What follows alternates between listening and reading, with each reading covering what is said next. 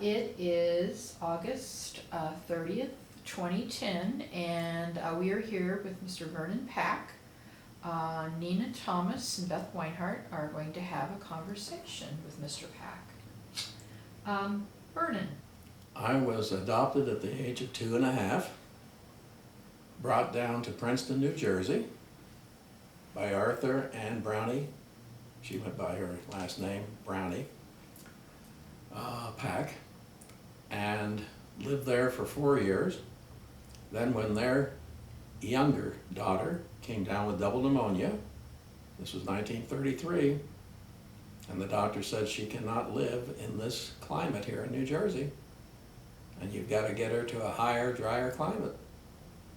And my father decided, since he had taken tourist groups on trips out through some of the national parks, he had seen a place that he liked and thought he might like to retire there someday. So off went the family with the nurse. He stayed back for some business matters for a while. And off we went to Santa Fe. She went into the hospital, got well.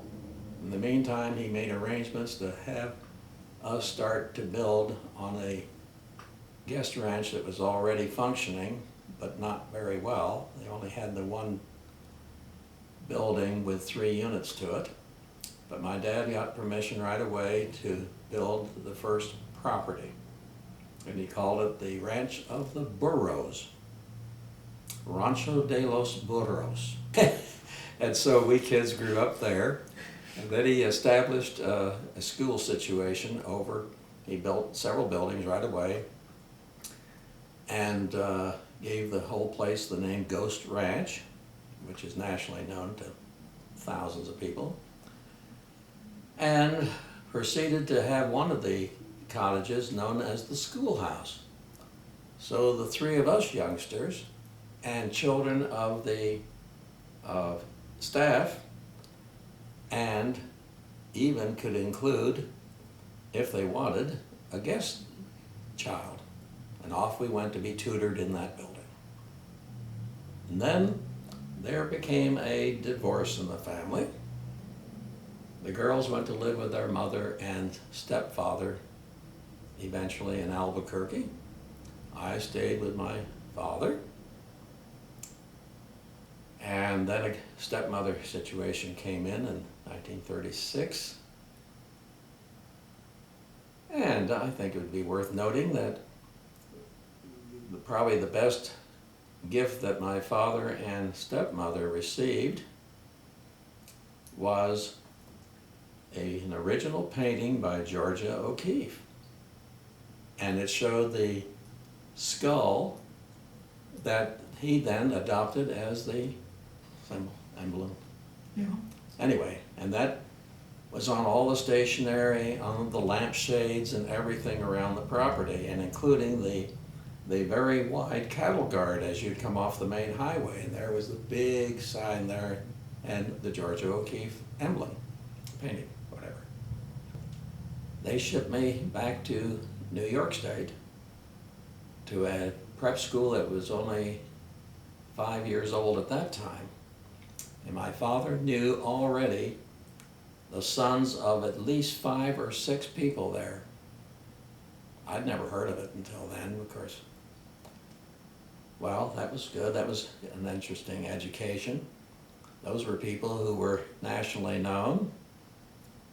One of them was Robert Wood Johnson, Johnson & Johnson. His son was there. And Johnson was the one who built his own home on our property. And today it's still in use as the Johnson House. It's the only one there that is 2 stories high, which was a novelty for their adobe homes around. You just didn't see 2 stories. So anyway, then I was brought back to New Mexico, and at the beginning of the sophomore year, a group of us would go in 5 days a week from the ranch to a community 25 miles north of Santa Fe called Espanola. And then attached to Espanola was an even smaller community called Santa Cruz.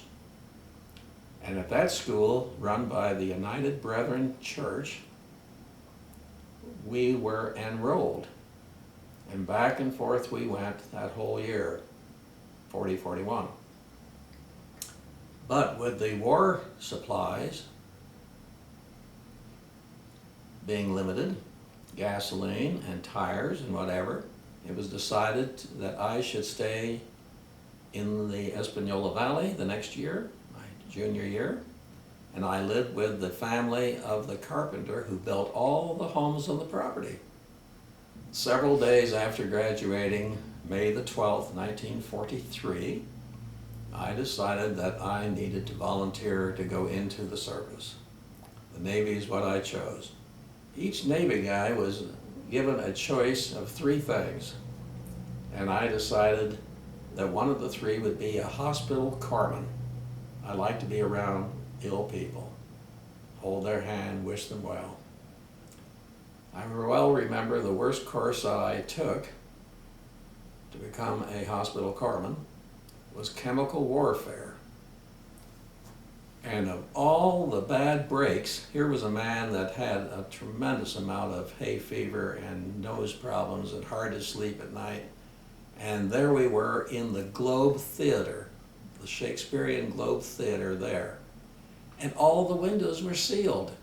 And we had to smell, they would give us samples. Now this is chlorpicrin. That's the only one I even remember, but it was terrible, terrible. I had some interesting experiences in the Navy. Some people think that I have a lot of empathy. Well, if I do, it started way back when I was in the Navy as a hospital corpsman, because I was around these wounded and sick people. And I didn't mind staying. If we were allowed to go on liberty at 5 o'clock, it wasn't unheard of me to stay an extra minute or 2. Even 10 or 20 minutes. So as far as defeating anybody in Europe or the Pacific, I did not have any role in that. My only role was to eat occasional roll, and that was it. Now, when I came out of the service, my father made an automobile available to 3 of us. The trip ended up being 7,000 miles. On this trip, we went all the way up to Portland, Maine. Then we swung over to a little community in central Ohio called Westerville. Well, we came in here and went straight to the campus. We were nicely greeted by the admissions officer. And as we walked across the campus, a gentleman came toward us, and the admissions officer, Maury Alton, said, "And this is Dr. Harold Hancock. He is a teacher of history." And he did his usual thing, and oh, we need you here at Otterbein. You'd be just great for us, and all that jazz, you know. And when I got back home, Father went over the catalogs. And he said, "The one in Westerville is for you." "Why, Daddy?" "Well, first of all, there are 6 professors there that have doctorate degrees." He said also, "That is the one where you will be able to get more culture. There will be a bus or something that will get you into the close city of Columbus." And those were the 2 main reasons. Interesting. Tell us something about your involvement at Otterbein. Okay, those were my 4 happiest years. And I really liked the Navy too. Right away, I decided that I would enjoy going to the International Relations Club that had speakers come in the campus once a month.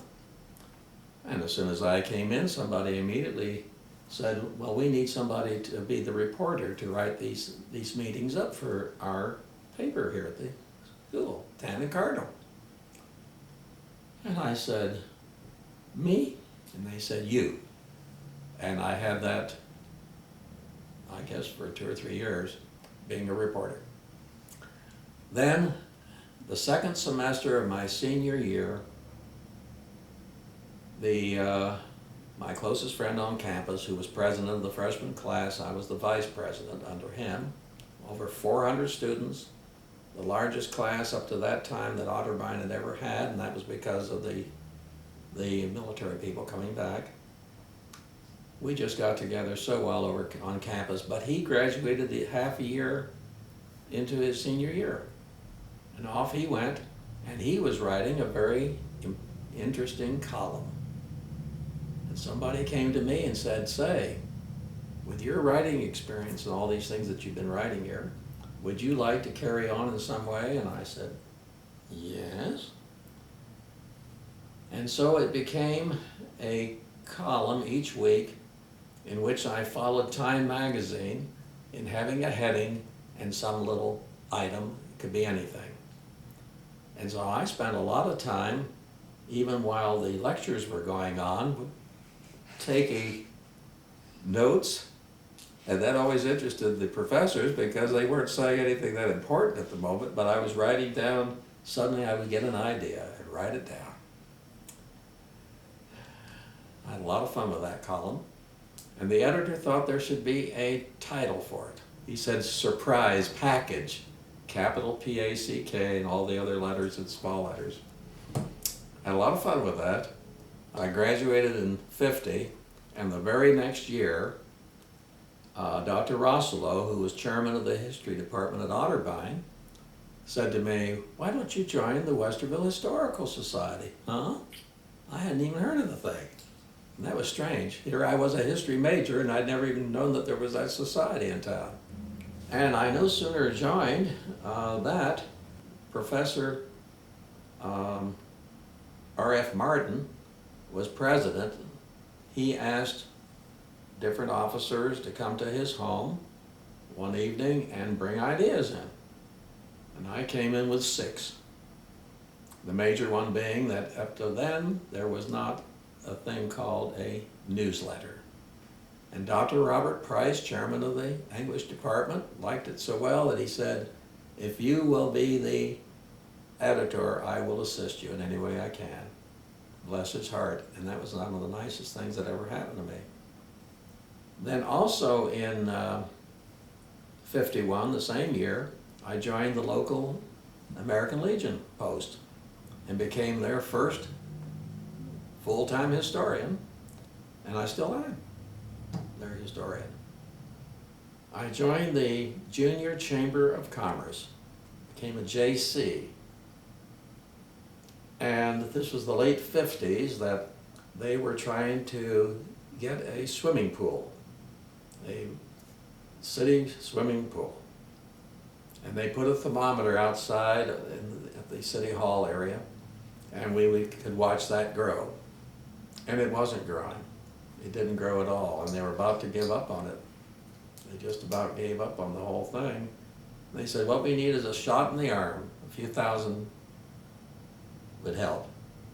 And so I talked it over with my dad, and he said, "Why don't you go ahead, give them some money?" And I gave them $12,000. And that was what it needed, because it went on, and we had the swimming pool. So I was asked by one of the people living in the park. She had known me for a long time. She was the receptionist for my physician. Came to me one day and said, "Minerva Park is ready for its 50th anniversary." I said, "Oh, how interesting." She said, "Yes, but we don't have somebody to write up our history." "Oh, that's a shame." She said, "But you are elected." And I said, "Oh?" I didn't even know where Minerva Park was. Went through all of the council member meetings, all the board meetings, all of the financial reports for the 50 years, and put together a little booklet with a milestone at the beginning. I think that was the first thing that I ever wrote that had the milestone, and I still think that's important. During my senior year, I started in doing the practice student teaching, and I ended up in Westerville at Vine Street School, elementary, and that was a 5th grade, under the best known teacher there, Miss Clapham. Everybody in town that had Miss Clapham knew her, so that was a good experience for me. Then I went down to the high school, and I had an equally fine teacher there, and that was world history. Then they sent me over to New Albany, and I taught at the high school there, and that was government, under the principal. And she turned me loose on the second day. Well, Miss Bachman turned me loose about the second or third day, and that's unheard of. Usually the teachers will stay with you a while, and I couldn't understand this. Why are they staying with these other students? Well, it was never explained to me adequately. When I went to Gahanna in the spring of '50, my second semester senior year, I student taught under Naomi Swickard, who'd been teaching for some time there, 5th grade. She had an accelerated class, and I had the joy of being with them. This is in the spring. And one day, while I'm seated in the cafeteria with the little monster, with the children, she comes over and says, "Mr. Pack, I want you to meet the county superintendent," because Gahanna was still part of the county. I jumped to my feet and said in one breath, whatever his name was, George, whatever. Anyway, Superintendent so-and-so, I just read your fascinating article in Ohio Schools yesterday. He turned to her and said, "Have you read it?" And she said, "Oh no." And that's all it took. He then put in word with the new principal who was hired for the summer, said, "Get this guy over here at the elementary school in Gahanna." That was one of the most pleasant things as I look back. People talk about breaks they get, the coincidences of these. What if I hadn't read that until that very night? I couldn't have jumped to my feet and said that. I decided in the fall that if they were going to really learn anything in my history part of it, and some English skills and some arithmetical skills, why not get the parents to agree to furnish cars on Saturdays? And we did that, started right in. We didn't waste any time. They'd come over at like 6:30 in the morning, open the trunks to each of their cars. The kids that were in each car would come over and put their lunches there. We took off, and we didn't have the interstate highway system yet. So when we would go to Marietta, for example, starting at 6:30 in the morning, we barely got down there, did our thing, and got back by 6:30 in the evening. It was a long day for the kids and the parents. I was a strict teacher, and the first time I tried it, I thought we'd have 10 or 15 kids. Ended up with all but one, I think, that first year, all but one student. One year I had every one of those students. That was fun. Fun for them and me. The parents have never forgotten that, and day before yesterday, I went to the reunion of about 10 of my former students, and they were all thinking along the same line. That was the major thing they remembered, were those trips. Most of the people I'm around give the impression through their giggles that they may have enjoyed some form of humor, whether I meant it to be or not. And that pleases me, because everybody should have one giggle a day. And where I'm living now at Friendship Village, they need 2 or 3 giggles a day.